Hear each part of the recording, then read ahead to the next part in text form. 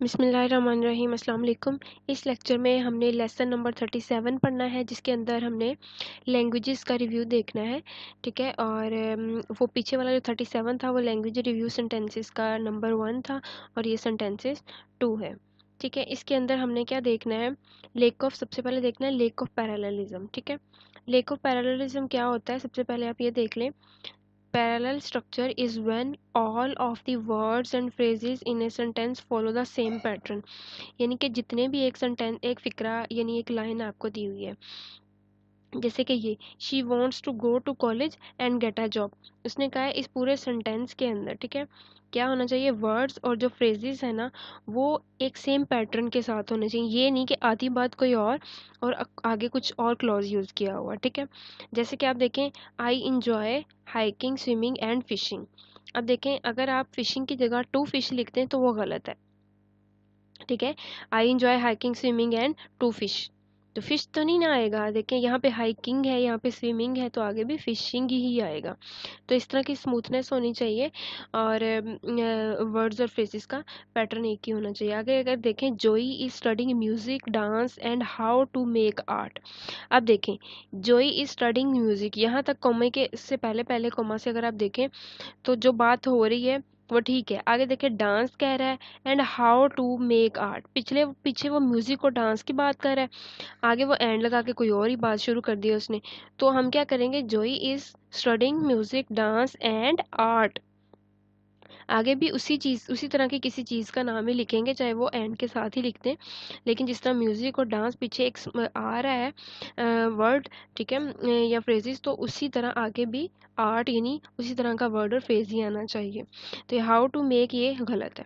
ठीक है, इस तरह होती है लेको पैरालिज्म के, यानी आपकी जो सेंटेंस है उसके अंदर वर्ड्स और फ्रेजेस का आपने ख्याल रखना है। ये नहीं कि पहले कुछ और यूज़ करें और बाद में कुछ और। इसी तरह ये देखें, एक और एग्जांपल है, ये फॉल्टी सेंटेंस है पैरेललिज्म का। देखें, Annie likes to rap nap and eating snack, ये क्यों फॉल्ट है, देखें, अब वो रैप कह रहा है, नैप कह रहा है, कोमा लगा दिया, एंड आगे भी उसे एक ही चीज़ के बारे में बात करनी चाहिए, ना कि ईटिंग बताना चाहिए। करेक्टेड में देखें, Annie likes to rap nap and snack, उसने ईटिंग को निकाल दिया।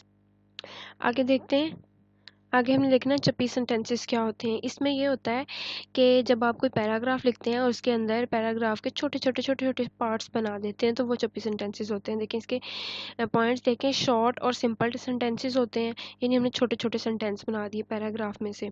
Can be build to read, difficult to read, तो जिनको पढ़ना बड़ा मुश्किल होता है। ज़ाहिर है एक पैराग्राफ को आप एक ही जो है पढ़ते हैं, मतलब तरीके से एक ही आपकी जो कहते हैं ना कि रीडिंग कर रहे हैं, तो एक ही फ़्लो चल रहा है। तो वो फ़्लो के जब वो छोटे छोटे सेंटेंसेस हो गए तो वो फ़्लो नहीं होगा, उसके अंदर मज़ा नहीं आता उसको पढ़ने का। तो कहता है कि उसको पढ़ना जो है वो थोड़ा डिफ़िकल्ट होता है। Combine choppy sentences with connectors, तो हम क्या करते हैं, उन चॉपी सेंटेंसेस को कनेक्टर्स के ज़रिए कंबाइन करते हैं। सच है, वो कंबाइन कौन से कनेक्टर्स होते हैं, वो होते हैं and, but, so, because, however, इस तरह की चीज़ें जब हम इस्तेमाल करते हैं तो वो कनेक्टर्स होते हैं। अब देखें, एग्जांपल देखें, he got out of bed, तो हमने इसको सही किस तरह से करना है, he had something to eat.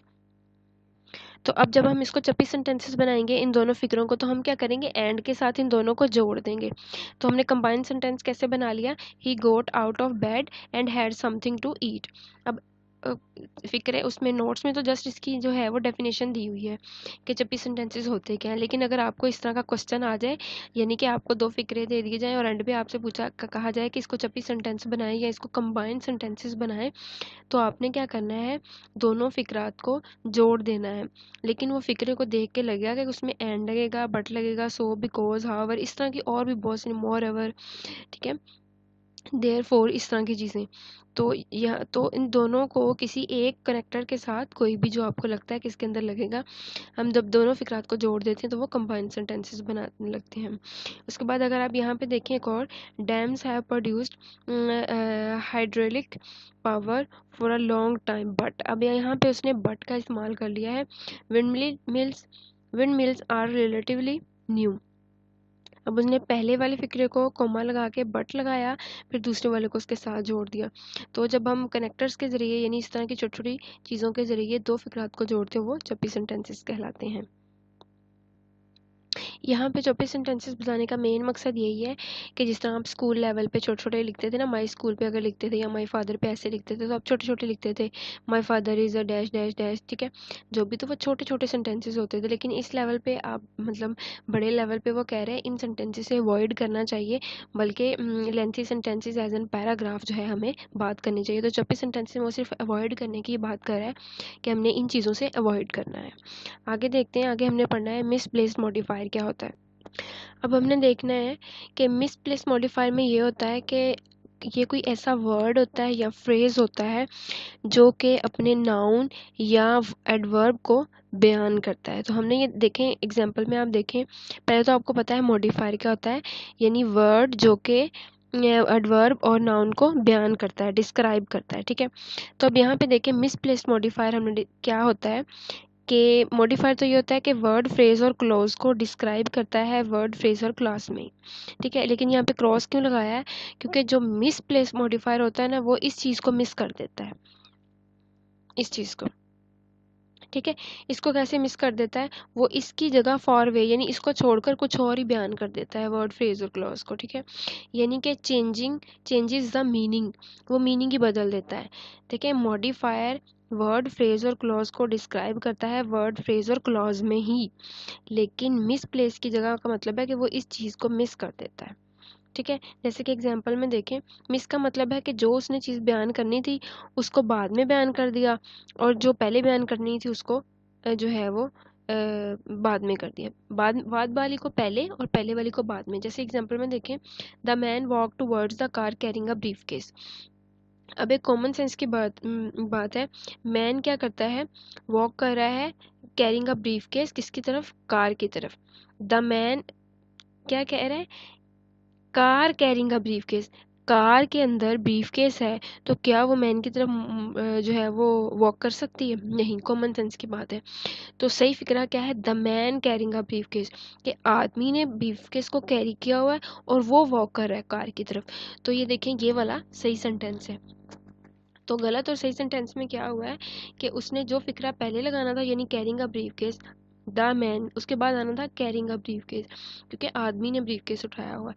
तो सही में क्या है कि the man carrying a brief case, यानी हमने जिस फ्रेज को या जिस क्लॉज को पहले लगाना था उसको पहले ही लगाना है, उसको मिस प्लेस नहीं करना। यहाँ पे उसने वॉक टुवर्ड्स द कार पहले लगा दिया और इसको मिस करके एंड पे लगा दिया, यानी फिक्रे में गड़बड़ कर देना, ठीक है, आगे पीछे कर देना, उसको प्रॉपर तरीके से बयान ना करना क्या कहलाता है, मिसप्लेस मॉडिफायर। यानी मॉडिफायर जब मिस हो जाएगा, हम उसको मिस कर देंगे, किसी और जगह लगा देंगे, तो वो मिसप्लेस मॉडिफायर कहलाएगा।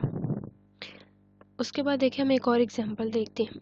I call my mother only when I am sick. जब मैं बीमार होती हूँ या होता हूँ तो मैं सिर्फ अपनी माँ को कॉल करती हूँ, ठीक है। तो वो क्या कहता है, only, I call my mother only. अब ये ओनली दरमियान में लगा दिया, कुछ इसकी समझ आ रही, मतलब फिक्रे में एक फ्लो ही नहीं है, ठीक है। व्हेन आई एम सिक, तो करेक्ट क्या है, I only call my mother when I am sick. अब आप ये देखें कि ये फिक्रा सही है, इसमें फ्लो है, ठीक है। मतलब इसके अंदर जो है वो मिसप्लेस नहीं है कोई वर्ड या कोई फ्रेज, ठीक है। मतलब उसको सही जगह पे हमने यूज़ किया हुआ। तो यही होता है कि मिसप्लेस में हम जो है वर्ड या फ्रेज या क्लॉज को गलत इस्तेमाल कर लेते हैं, आगे पीछे कर देते हैं। उसके बाद हमने देखना है इंटरप्टेड सेंटेंसेस स्ट्रक्चर क्या होता है। आगे देखें, उसमें ये कह रहा है इंटरप्रेटेड सेंटेंसेस स्ट्रक्चर में कि placing a modifier between the subject and the verb. अब आप सब्जेक्ट की जगह ऑब्जेक्ट भी ले सकते हैं, ठीक है, सब्जेक्ट एंड द वर्ब या ऑब्जेक्ट एंड द वर्ब। अब आपको मॉडिफायर का तो पता है क्या होता है, एक वर्ड होता है, ठीक है, या फ्रेज या क्लॉज होता है जो कि आप एक सेंटेंस को बयान करने के लिए इस्तेमाल करते हैं। तो अब देखें, प्लेसिंग अ मॉडिफायर, हमने क्या करना है, उस मॉडिफायर को, उस वर्ड को किन दोनों चीज़ों के दरमियान में इस्तेमाल करना है, सब्जेक्ट और वर्ब के दरमियान। तो बस आपने इसका यही याद कॉन्सेप्ट रखना है कि जो है ना, इंटरप्ट क्या है, वो जब हम लगा देते हैं ना सब्जेक्ट और वर्ब के दरमियान में इस मॉडिफायर को, तो वो क्या करता है, हमारा जो टेंस का स्ट्रक्चर होता है ना उसको इंटरप्ट करता है, मतलब उसको वीक कर देता है। तो ये नहीं सही, ठीक है। इंटरप्ट का मतलब होता है कि इंटरफेयर करना किसी चीज़ के अंदर और उसको मतलब डिस्टरबेंस पैदा कर देना उसके अंदर। तो वो कह रहा है कि जब हम एक मॉडिफायर को प्लेस करवाते हैं सब्जेक्ट वर्ब के दरमियान में या ऑब्जेक्ट और वर्ब के दरमियान में, तो वो इंटरप्शन पैदा हो जाती है उसके अंदर। आगे देखें modifiers of nouns. Modifiers of nouns में देखें दो चीज़ें होती हैं, एक होता है एडवर्ब मॉडिफायर्स और दूसरा होता है डैंगलिंग मॉडिफायर्स। तो सबसे पहले हमने पढ़ना है एडवर्ब मॉडिफायर। तो अब आपको पता है नाउन्स क्या होते हैं, यानी इस्म होता है, यानी ही शी। जब हम फिक्रे के अंदर ही शी इट का इस्तेमाल करते हैं तो वो कह रहा है कि जब हम मॉडिफायर को इसके अंदर अप्लाई करते हैं ना, तो या तो वो नाउन से पहले आता है मॉडिफायर या नाउन के बाद में आता है। तो एडवर्ब मॉडिफायर्स में क्या होता है आप देखें, यानी कि वर्ब को ही जो है वर्ब कह लें या एडवर्ब कह लें, एक ही बात है। तो वो क्या कहता है देखिए एग्जांपल देखें, जेम्स प्लेज स्किलफुली। जेम क्या क्या करता है, खेलता है। किसी भी फिक्रे के अंदर आप उसका ये बताएं, हाउ बताएं, ठीक है, व्हेन बताएं, वेयर बताएं, तो ये क्या कहलाते हैं हमारे एडवर्ब मॉडिफायर्स या वर्ब, ठीक है। तो हाउ हाउ अगर आपसे पूछ लिया जाए इस फिक्रे के अंदर के हाउ की जगह पे कौन सी चीज़ जो है वो एक्सप्लेन कर हो रही है, वो प्ले हो रही है कि जेम्स स्किलफुली क्या कर रहा है, खेल रहा है। उसके बाद अगर आप देखें जेम्स प्लेस ऑफ्टन, व्हेन में वो कह रहा है कि जेम खेल तो रहा है, लेकिन व्हेन यहाँ पे आ जाता है, कब खेलता है, अक्सर। तो ये अक्सर जो है ऑफ्टन जो है वो व्हेन को शो कर रहा है। उसके बाद देखें जेम्स प्लेज आउटसाइड, अब वहाँ वो कह रहा है वेयर, जेम खेल तो रहा है, वेयर कहाँ खेल रहा है, तो वेयर को डिस्क्राइब करने के लिए हमने लगाया आउटसाइड, यानी लोकेशन बताना, ठीक है, या ये बताना वक्त बताना, या बताना कि किस चीज़ को कैसे किया जा रहा है, तो वो हमारे क्या कहलाते हैं, एडवर्ब मॉडिफायर्स। तो बेसिकली आपने जो है एडवर्ब मॉडिफायर्स के अंदर क्या करना होता है, एडवर्ब को ही फाइंड करना होता है। तो ये जो हाउ है यानी प्ले कर रहा है, व्हेन क्या है, ऑफ्टन यानी अक्सर वो खेलता है, और वेयर क्या है, कहाँ पे खेलता है, जेम्स प्लेस आउटसाइड बाहर, तो ये लोकेशन को शो कर रहा है। तो एडवर्ब यही चीज़ें हैं कि जिसमें आप हाउ, व्हेन और वेयर मतलब इस तरह की चीज़ों को एक्सप्लेन कर सकें। आगे देखें एक और एग्जांपल में, where can I find adverbs. अब एडवर्ब्स किस तरह से फाइंड करेंगे, हाउ, वेयर, व्हेन, वाई, इस तरह की चीज़ें होती हैं जो वो एडवर्ब्स को डिस्क्राइब करती हैं। अब आप ये चारों एग्जांपल को कंपेयर करके देखें, आई often play my with my friends. अब यहाँ पे पूरे सेंटेंस के अंदर देखें नाउन और इन चीज़ों का तो आपको पता ही है, सब्जेक्ट वर्ब वगैरह का, लेकिन अब देखें ऑफ्टन अक्सर यहाँ पे क्या है, जो है एडवर्ब है, और ये कब लगा है, वर्ब से पहले। प्ले क्या है, वर्ब है, तो ये वर्ब से पहले लगा। उसके बाद देखें आफ्टर दी वर्ब, बाद में कैसे आएगा, I play often with my friends. अब ये प्ले वर्ब है, तो ये वर्ब के बाद में आ गया एडवर्ब। तो एडवर्ब क्या है, पहले भी आता है वर्ब के, बाद में भी आ सकता है, बिगिनिंग ऑफ ए सेंटेंस पूरे सेंटेंस के शुरू में भी आ सकता है, और पूरे सेंटेंस के एंड पे भी। Often I play with my friends, I play with my friends often. तो एडवर्ब को आप इस तरह से फाइंड कर सकते हैं। वो हमेशा जो है आपने ये चार चीज़ें याद रखनी है, वर्ब से या तो पहले होगा, या तो वर्ब के बाद में होगा वर्ब के साथ ही, या फिर पूरे सेंटेंस से शुरू में होगा, या फिर पूरे सेंटेंस के एंड में होगा। तो अगर आपको एडवर्ब मॉडिफायर का मतलब होता है चेंज लेकर आना, तो जब ये चेंज ही है ना, यानी कि वो कभी पहले आ रहा है कभी बाद में, तो यही है कि जब भी आपसे कोई क्वेश्चन आ जाए आपको कि एक पूरे सेंटेंस के अंदर एडवर्ब को फाइंड करें या फिर एडवर्ब मॉडिफायर यहाँ पे जो है हाईलाइट करें कि कौन सा है, ठीक है, तो आपने पूरे सेंटेंस को पढ़ना है और उसमें से एडवर्ब को निकाल के लिख देना है। यहाँ पे ये जो हाउ, व्हेन, वाई है ना, ये सारे एज एन मॉडिफायर्स हम बयान कर रहे हैं कि कौन सी चीज़ कब हो रही है, तो ये हम चेंज लेकर आ रहे हैं, ठीक है। ऑफ्टन के साथ, ऑफ्टन को डिफरेंट चीज़ों के प्लेसेस पे यूज़ कर रहे हैं हम वर्ब के साथ, तो ये एज एन मॉडिफायर काम कर रहे हैं। उसके बाद डैंगलिंग मॉडिफायर्स को देखना है कि ये क्या होता है। तो डेंगलिंग का मतलब होता है किसी चीज़ को ख़राब करना, ठीक है। और मॉडिफायर का आपको पता है चेंज कर देना या किसी चीज़ की इस्लाह करना, चेंज करके उसकी इस्लाह कर देना।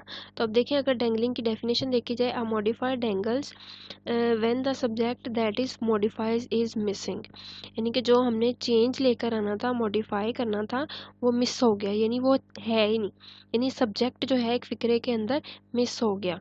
तो ये मोस्टली अगर आपको क्वेश्चन आ जाए कि डेंगलिंग मॉडिफायर्स किस में आता है, तो आपने कहना है it is unlikely to happen in a simple sentences, के जितने भी हमारे सिंपल सेंटेंसेस होते हैं डेंगलिंग मॉडिफायर्स उनके अंदर आता है। अगर आप ये सेंटेंस देखें, आई सा ह्यूज ट्री, लेकिन अगर दूसरा सेंटेंस देखें उसमें आई सा ह्यूज, यानी कि आई सा ह्यूज, यानी कि सब्जेक्ट जो इसके अंदर था यानी ट्री था ना, मेन चीज़ जो है इस पूरे फिक्रे के अंदर ट्री है। तो अगले फिक्रे के अंदर देखें ट्री को गायब भी कर दिया, यानी वो मिसिंग हो गया। डेंगलिंग क्या है? मिसिंग कर देना, मिस करके उसको ख़राब कर देना। तो अब जब आप ये वाला फिक्रा बोलेंगे तो किसी को समझ ही नहीं आएगी कि आप किस चीज़ के बारे में बात कर रहे हैं, जबकि जब आप ये पहले वाला बोलेंगे तो समझ आ जाएगी कि आप ट्री के बारे में बात करें कि उसको देखा आपने, ठीक है। तो डेंगलिंग क्या है? सब्जेक्ट को एज एन मॉडिफायर जो है वो एब्सेंट कर देना, ठीक है। एब्सेंट यानी उसको मिस करके उस फिक्रे को कॉम्प्लिकेटेड बना देना। ये कॉम्प्लिकेटेड ही है ना, अगर आप ये किसी के सामने बोलेंगे तो उसको क्या पता चलेगा कि आप किस चीज़ के बारे में बात करें। तो ये डेंगलिंग यही है, ख़राब कर देता है चीज़ों को, ठीक है। एक और एग्जांपल देख लेते हैं। एग्जांपल्स जो हैं वो आपको आइडियाज़ देती हैं कि हमें इस तरह का सवाल आएगा तो हमने इस तरह से करना है।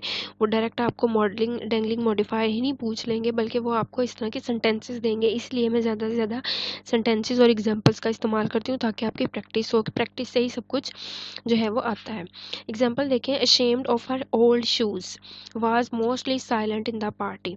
ठीक है, वो अपने शूज़ की पुराने शूज़ की वजह से शर्मिंदा थी और क्या थी कि मोस्टली जो है वो पार्टी के अंदर चुप ही रही। अब हम किसके बारे में बात करें, हमें इस फिक्रे के अंदर ज़रा नहीं पता, ठीक है। Here the modifiers ashamed of her old shoes, अब ये पहला जो है ashamed of her old shoes, ये मॉडिफायर को शो कर रहा है। Is dangling as a subject it modifies is missing. उसने कहा है कि यहाँ पे एज एन डेंगलिंग यानी जिस चीज़ ने इसको ख़राब किया है वो सब्जेक्ट है, कि इस पूरे फिक्रे के अंदर सब्जेक्ट है ही नहीं। सब्जेक्ट यानी जो जिसके बारे में बात हो रही है। तो यहाँ पे करेक्ट सेंटेंस क्या होगा? Ashamed of her old shoes comma Mary. अभी उस बंदी का नाम है जिसके बारे में हम बात करें। Was mostly silent in the party. तो ये करेक्ट सेंटेंस है, यानी कि ये मैरी जो एज एन डेंगलिंग मॉडिफायर जो है वो मिस किया था, मिस होने की वजह से ये फिक्रा जो था ऊपर वाला गलत था। तो ये होता है डेंगलिंग मॉडिफायर। अच्छा जी, आगे पढ़ना है हमने डबल नेगेटिव्स क्या होते हैं। डबल नेगेटिव्स क्या होते हैं? Two negative words are use together in a same sentence. एक सेंटेंस के अंदर आप एक बात कर रहे हैं लेकिन उसके अंदर दो नेगेटिव चीज़ें यूज़ कर रहे हैं। कैसे?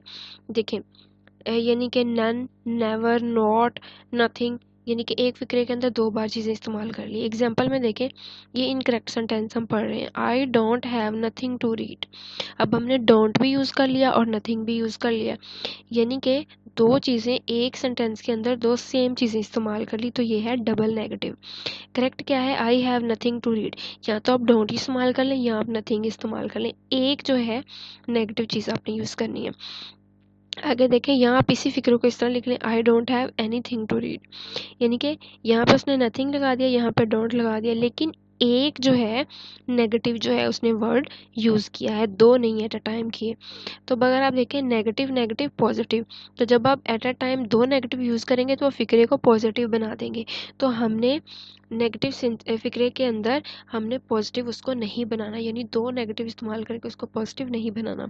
अब इसकी एग्जांपल्स देखें, जहाँ पर भी no, not, none, no one, nothing too, nowhere, neither, nobody, never, barely, sincerely, sorry scarcely, ठीक है।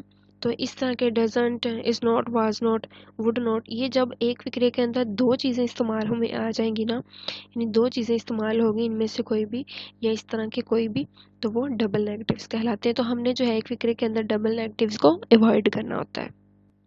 अच्छा जी, आगे हमने पढ़ना है फॉल्टी सेंटेंसेस क्या होते हैं, या फॉल्टी कंपैरिजंस, यानी कि चीज़ों को हम जो है वो रॉन्गली कंपेयर करवाते हैं।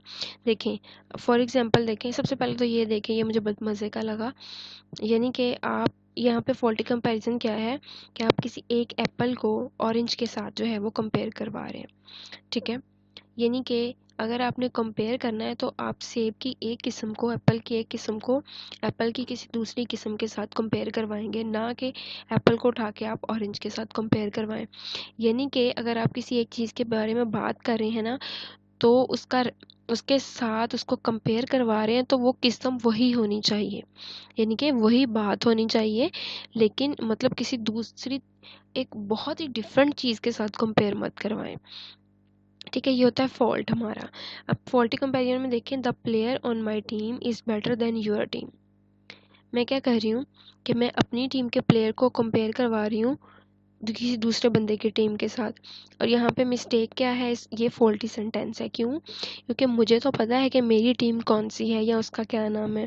ठीक है, हॉकी की है, फुटबॉल की है, किसकी है, लेकिन मैं जब दूसरे की टीम की बात कर रही हूँ, सिर्फ मैं टीम की बात कर रही हूँ, मुझे ये नहीं पता कि उसकी टीम के अंदर प्लेयर्स जो हैं वो किस चीज़ से रिलेटेड हैं, उनकी फील्ड क्या है। ठीक है, तो इसी तरह जब इसको हम इस तरह से कंपेयर करवा सकते हैं, the player on my team is better than the players on your team, players your team.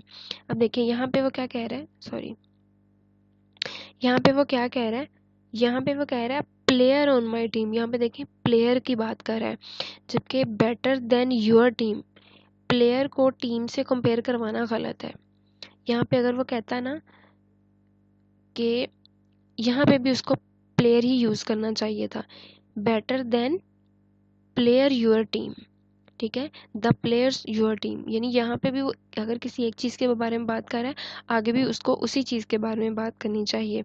यानी जैसे यहाँ पे एप्पल की बात कर रहा था, उसको यहाँ पे भी एप्पल के साथ ही कंपेयर करवाना चाहिए था।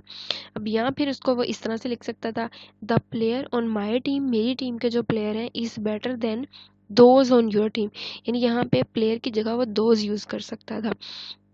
तो ये होते हैं हमारे फॉल्टी कंपैरिजन के हम यहाँ पे अपने टीम के प्लेयर की बात कर रहे हैं और दूसरी जगह पे हम जस्ट उसकी टीम की बात कर रहे हैं, जबकि टीम के अंदर कोई भी फ़र्द हो सकता है, प्लेयर नहीं हो सकते, वैसे कोई मेंबर्स हो सकते हैं, मे बी वो प्लेयर ना हो। ठीक है, तो यानी एक चीज़ की एक बंदे की बात कर रहे हैं तो उसके अंदर क्वालिटीज़ वही होनी चाहिए, उसके बाद उसकी क्वालिटी वीक है या स्ट्रॉन्ग है, ये जब आप कंपेयर करेंगे तब पता चलता है। आगे देखें, नॉन पैरेलल कंपैरिजन। इसका मतलब होता है कि गैर मुतवाज़ी जुमले आपके। ठीक है, तो इसमें हमने क्या करना है, when you construct a comparison, उसने कहा जब आप किसी चीज़ का कंपैरिजन करते हैं, कंपेयर करते हैं, you must make the two items being compared parallel, यानी कि दो चीज़ों का आप हमें कंपैरिजन किसको कहते हैं कि दो चीज़ों की क्वालिटीज़ बयान करना, वो वीकनेस हो या स्ट्रॉन्ग हो, ये मैटर करता है कि जब आप उसको बयान करेंगे।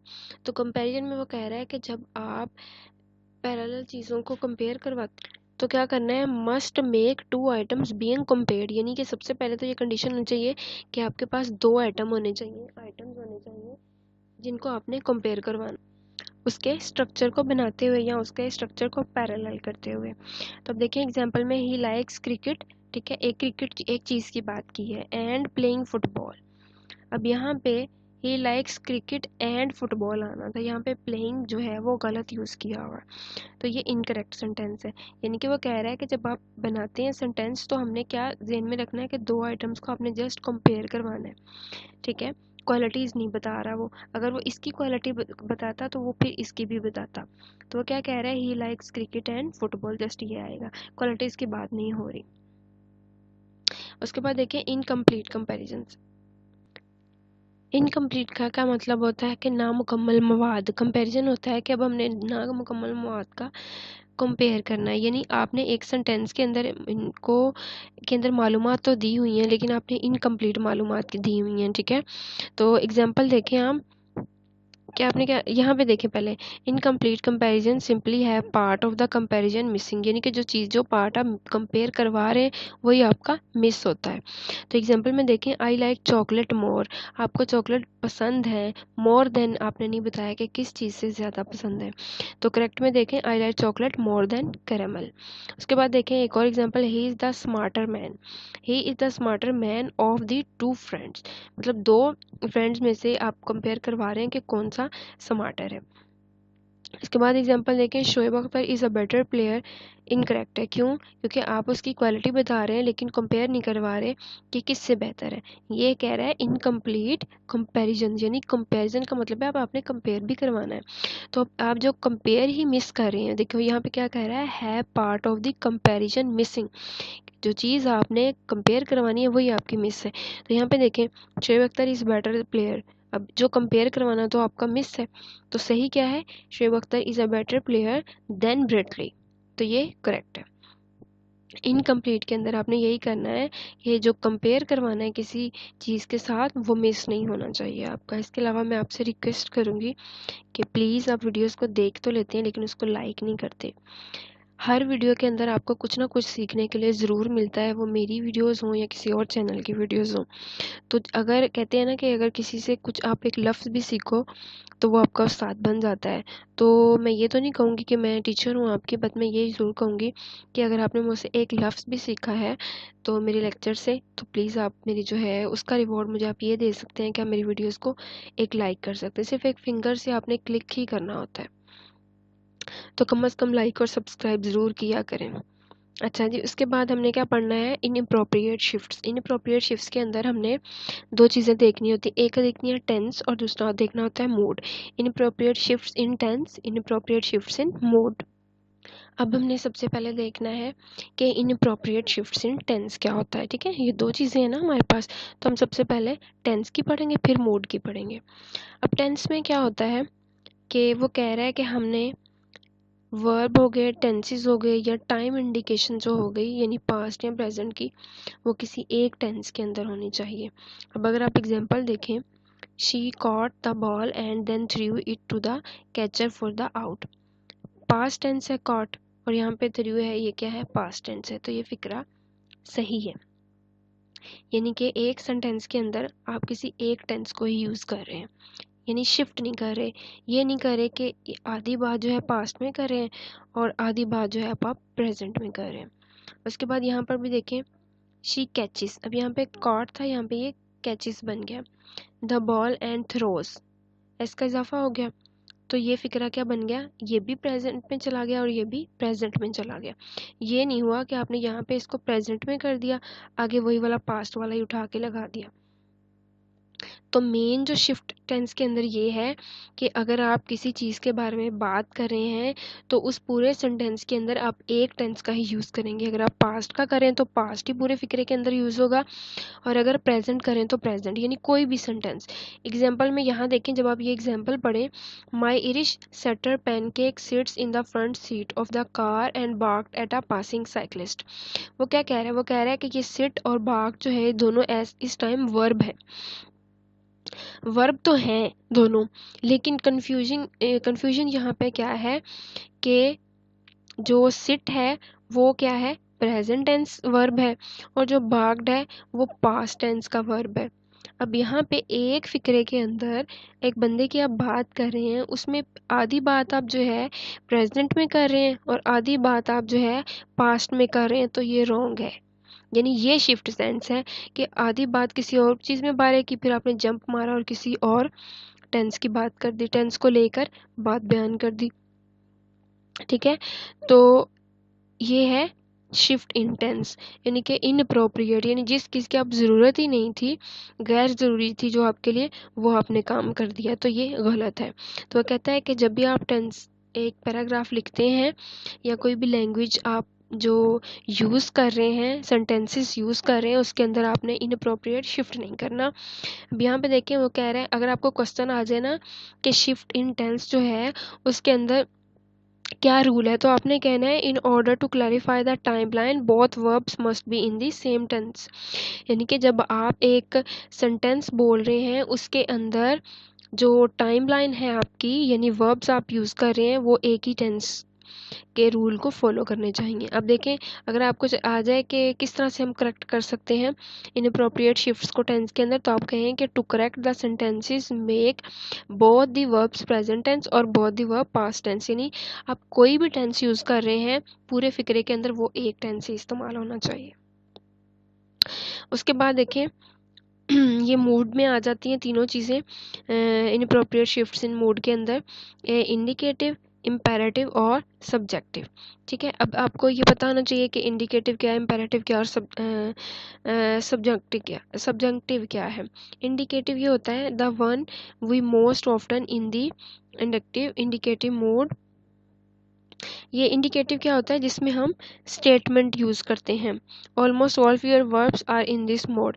जितने भी हमारे वर्ब होते हैं वो इंडिकेटिव मोड के अंदर होते हैं, और इंडिकेटिव मोड में हम क्या करते हैं, स्टेटमेंट देते हैं। मेक अ स्टेटमेंट, हम एक स्टेटमेंट बनाते हैं। अब आपने याद रखना है इंडिकेटिव के अंदर हम स्टेटमेंट बनाते हैं। उसके बाद आ जाती है बात इम्पेरेटिव की। इम्पेरेटिव में हम क्या करते हैं, हम हुक्म करते हैं या किसी बंदे को रिक्वेस्ट करते हैं। जब भी हम कोई कमांड देते हैं या अब हम कोई किसी को कोई रिक्वेस्ट करते हैं तो वो हम इम्पेरेटिव मोड के अंदर होते हैं। उसके बाद आ जाता है सब्जंक्टिव। इसके अंदर हम क्या करते हैं, जब हम अपनी विश को एक्सप्रेस करते हैं या किसी हकीकत को बयान करते हैं तो हम सब्जंक्टिव मोड के अंदर होते हैं। अब जो नोट्स के अंदर था वो जस्ट उन्होंने इंडिकेटिव या इम्पेरेटिव इनके नाम लिख दिए, लेकिन उन्होंने एक्सप्लेन नहीं किया कि ये क्या है। और नोट्स की सबसे बुरी खूबी यही है वीयू के अंदर कि वो टॉपिक दे देते हैं और उसके बारे में बात ही नहीं करते। ठीक है, तो मैंने इनकी डेफिनेशन सिर्फ आपको इसलिए दी है कि आपको ये भी तो पता होना चाहिए ना कि इंडिकेटिव के अंदर क्या होता है, इम्पेरेटिव के अंदर और सब्जंक्टिव के अंदर क्या होता है। इंडिकेटिव के अंदर हम स्टेटमेंट को बनाते हैं, इम्पेरेटिव के अंदर हम कोई कमांड कर देते हैं किसी को या रिक्वेस्ट करते हैं हम कि हम किसी से काम लेना चाह रहे हैं, तो मूड पे हमारा डिपेंड करता है हम उसको हुक्म करके करवा रहे हैं या उससे रिक्वेस्ट कर रहे हैं। सब्जंक्टिव के अंदर हम क्या करते हैं, अपनी विशेस को या अपनी या किसी बात की या किसी चीज़ की हकीकत को बयान करते हैं। अब यहाँ पे मैंने कुछ एग्जांपल्स दिए हैं ताकि आपको क्लियरली समझ आ जाए। इंडिकेटिव के अंदर देखें, when the clock begins to strike 12 we will know a new day has begun. यहाँ पे हमने क्या किया, you are beginning to see the situation clearly now, we began working on the house a month ago. यहाँ पे हमने क्या किया है, हमने एक स्टेटमेंट को बनाया है। इंडिकेटिव के अंदर हम जस्ट स्टेटमेंट को बनाते हैं। अगर आप ये पढ़ लें दोनों एग्जांपल्स, तो इसमें जस्ट हमने एक स्टेटमेंट को बनाया है और इंडिकेटिव में हम सिर्फ स्टेटमेंट्स को बनाते हैं।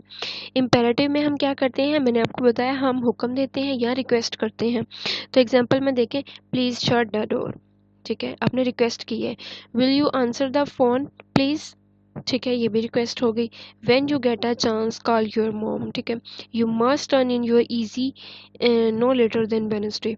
तो ये आपने हुक्म दिया यानी कमांड दी, तो ये हो गया इम्पेरेटिव। अब सब्जंक्टिव की बात करते हैं। इसके अंदर ये है कि जब आप किसी फैक्ट को या किसी भी सेंटेंस के अंदर किसी विश को या कोई भी चीज़ जो है वो आप एक्सप्लेन करते हैं, तो आपने क्या करना है, टेंस का ख्याल रखना है। यहाँ पे इस पूरे में अगर वो प्रेजेंट सब्जेक्टिव एग्जांपल इस्तेमाल यानी प्रेजेंट को यूज़ कर रहा है तो हर जगह बी का यूज़ कर रहा है। यहाँ पे अगर वो पास्ट को यूज़ कर रहा है तो वो वर का यूज़ कर रहा है, यानी कि आपने टेंसेस को जो है वो मद्देनज़र रखना है। उसके बाद देखें, इसके अलावा ना नोट्स के अंदर जो है वो प्रोनाउंस की बात की गई है और सीक्वेंस ऑफ सेंटेंसेस की बात की गई है। ये मैं इसलिए डिस्कस करने लगी हूँ कि फिर कह देते हैं कि आपने ये वाला टॉपिक छोड़ दिया। अब सीक्वेंस ऑफ सेंटेंसेस में आपको पता है कि टेंस के अंदर फ्लो होना चाहिए कि अगर आप प्रेजेंट में बात करें तो प्रेजेंट में ही बात करें, पास्ट में बात करें तो पास्ट में ही करें, यानी प्रेजेंट और पास्ट को मिक्स करके जो है पैराग्राफ मत लिखें। तो सीक्वेंस सेंटेंसेस यही होता है। प्रोनाउन का आपको पता है क्या होता है, इसलिए जो चीज़ें मैं पहले डिस्कस कर चुकी हूँ मैं उनको बार बार नहीं करना चाहती ताकि आपका टाइम वेस्ट ना हो। ठीक है, तो उसके बाद एंड पे ये दिया हुआ था कि सब्जेक्टिव, ऑब्जेक्टिव और पॉजेसिव फॉर्म्स दी हुई थी पर्सनल प्रोनाउंस के बारे में। अब ये जो है ये आपने लाजमी याद करनी है कि सब्जेक्टिव कौन सी होती है, ऑब्जेक्टिव कौन सी होती है और पॉजेसिव कौन सी होती है। अब इससे रिलेटेड क्वेश्चन किस तरह का आएगा, अगर आता है तो वो क्या करेंगे, इनको आगे पीछे करके दे देंगे, मिक्स फॉर्म में दे देंगे और कहेंगे कि इनमें से सब्जेक्टिव, ऑब्जेक्टिव और पॉजेसिव जो है वो फोर्थ कॉलम के अंदर लिखें। कैसे, मैं ये वाली उठा के इधर लिख दूँ, इसमें से आधी उठा के इधर लिख दूँ, इसमें से इधर, तो यहाँ पे मैं लिख दूँ कोई एक फॉर्म, यानी कि पॉजेसिव लिख दूँ या ऑब्जेक्टिव या सब्जेक्टिव का यहाँ पे एक और कॉलम बना दूँ और कहूँ कि इनमें से सब में से सारे सब्जेक्टिव उठा के लिखें यहाँ पे। तो इस तरह का क्वेश्चन आपको आएगा। इसके अलावा thank you so much videos को देखने के लिए। Please like share and subscribe my channel. Allah.